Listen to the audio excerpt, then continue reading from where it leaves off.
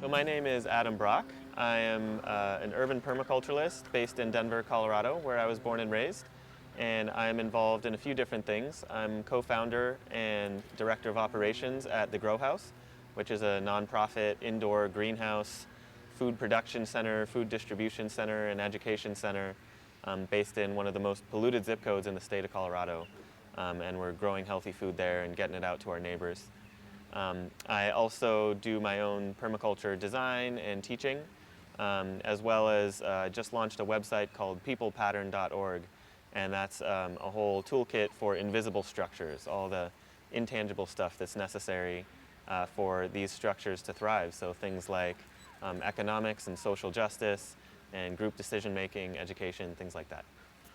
Okay, so you've got a few things going on. So feel free to speak to any of them in a general sense if need be. But what would you say has made any of these projects successful?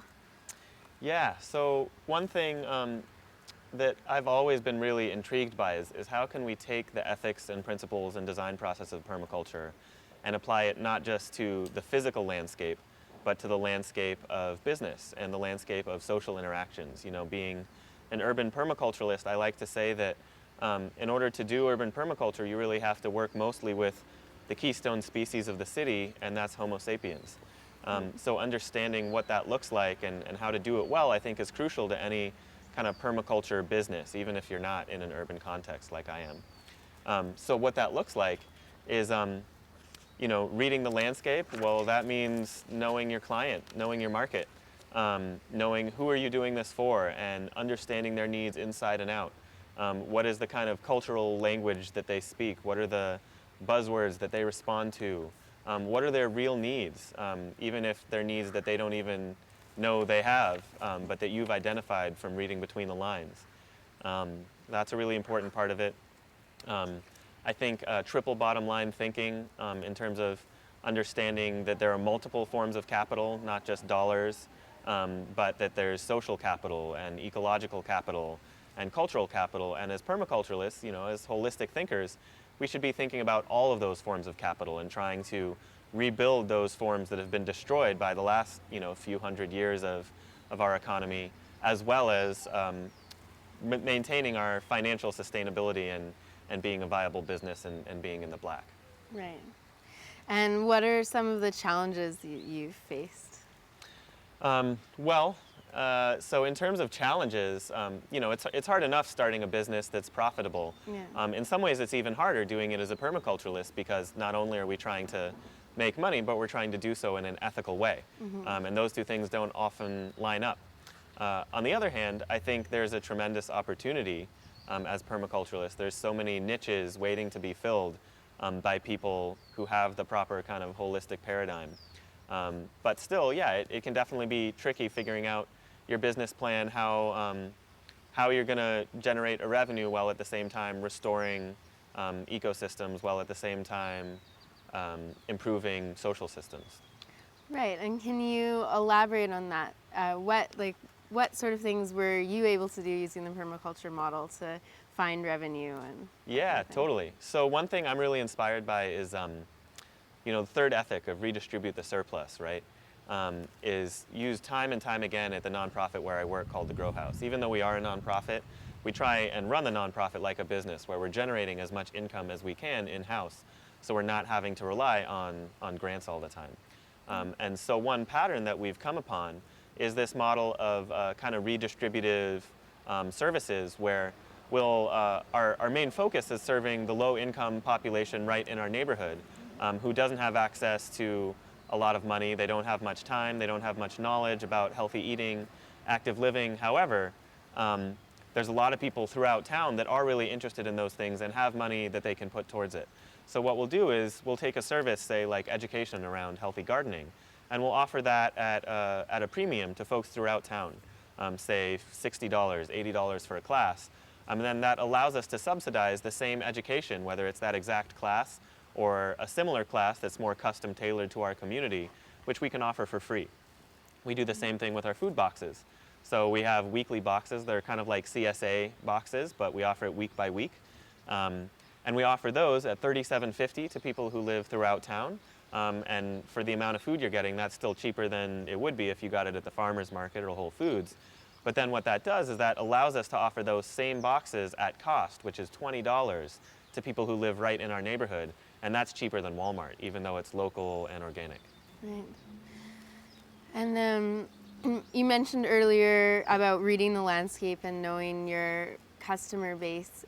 What sort of strategies have you used in that regard? Yeah, so I think it takes a lot of direct connections with folks in whatever community you're trying to work with. So at the GrowHaus, where I've been working for the last several years, you know, we've taken our time in kind of getting to know specific people in that neighborhood. We've hosted a lot of listening sessions and visioning sessions. We have members from that neighborhood on our board. More and more, we have them on our staff, so that it's even hard to tell where the community ends and the nonprofit begins. And then I think it's also important to engage what I call cultural translators, especially when you're working with diverse communities that might come from different countries, speak different languages, or just think differently. It's important to find those people and really support those people who are able to kind of switch between those different languages. So folks that might be trained in permaculture and think holistically, but that are also conversant in the culture of, say, immigrant Mexicans, like in the neighborhood where the GrowHaus is. People that really understand where those folks are coming from and how they like to learn, when they like to gather, the types of foods they like to eat, all of those different types of things, which I could probably study and figure out after a few years of trial and error, but it would never be the same. It would be kind of forced. Right. I like the concept of listening sessions as well as visioning sessions. So there's something else you touched on, just talking about all the different niches or niches, as some of you Americans say, and opportunities. And can you tell us about any of them that you've seen from your work? So yeah, I feel like there's all kinds of untapped opportunities where I live in Denver for permaculture-based businesses. And every time I work with a group of permaculture students, I try and kind of just fill their brains with all kinds of little business ideas with the hopes that at least a few of them will stick and we'll have even more businesses in our community. So just some of the things that I think we're currently lacking are, there's no real permaculture nursery in the Rocky Mountain bioregion. So I know that's something that a lot of other parts of the country and parts of the continent have started to get. But we still need one in the Rocky Mountains. I think there's a great need for a materials aggregator. So, you know, we have all these urban homesteaders in Denver. That's like the new hip thing to do, is have chickens and grow food in your yard, and all that stuff is awesome, and we want to help people do that. But if every person trying to do that has to drive out, you know, half an hour into the country to pick up a few straw bales and have to get compost from here and there and horse manure and reclaimed concrete or urbanite for their projects, it's not efficient. It's a waste of gas. And you know, they may or may not be able to find it. So having a business that, you know, rents cheap warehouse space, has a couple forklifts, a couple big pickups and trailers, and gets all that stuff for really cheap wholesale, brings it in central to town so that all the urban gardeners can get it really easily. I think that's a great business just waiting to happen. Another business idea, kind of getting away from just the food production and really looking at all these different petals of the permaculture flower, is natural building and appropriate technology. You know, in Denver we have all kinds of great opportunities for things like rocket mass heaters, for things like cob ovens, for things like straw bale greenhouses.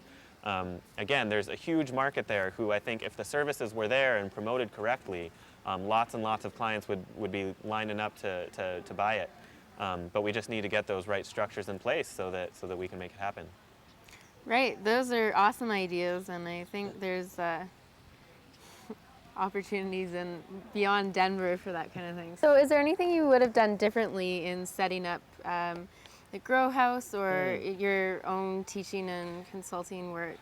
Yeah, let's see. I think, you know, we say it time and time again as permaculture teachers, but I think we always could use more observation and engagement before we take action, or at least starting small and then thinking big. So I know with the GrowHaus, you know, it's taken us a lot of time to earn the trust and buy-in of our neighbors. and understandably so, because they've had so many bad things happen to them under the guise of good things. But I try not to work in communities that I haven't been invited to, because I think that's really important, that we get away from this kind of oppressive power structures where people with power in society, that might just be because they have a college degree, or because of the amount of money they make, assuming that they can go into other communities, even if they have really good intentions. It often results in a lot of collateral damage. So really waiting to be invited into a community is something that I would really advise, and building close connections with people in that community before you really start to do work there. Yeah, maybe just talk about your marketing strategies and your Okay. marketing zones. That would be great. Great, okay. So, so it's been really interesting in terms of marketing to see how we've really identified a few different levels of people that we're trying to target, and we base that around the zone system in permaculture.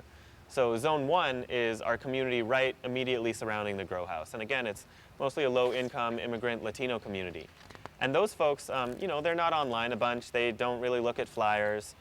So it's all about word of mouth. It's all about trust and someone recommending something to their friends and family.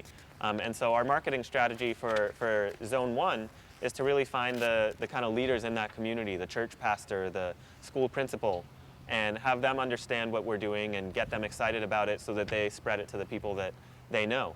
And then meanwhile, there's zone 3, which is kind of the general public, Denver at large. And for them, we use a lot of things like Facebook and slick design flyers and press releases and all of those kind of typical marketing strategies. But really understanding the difference between those zones and how to market effectively to each of them has been a really great learning process for us. Great. So those are some awesome strategies. I'm wondering, it sounds like that's specific to the GrowHaus. Do you have any, is there a difference in what you do there versus being a teacher or a designer, that kind of work?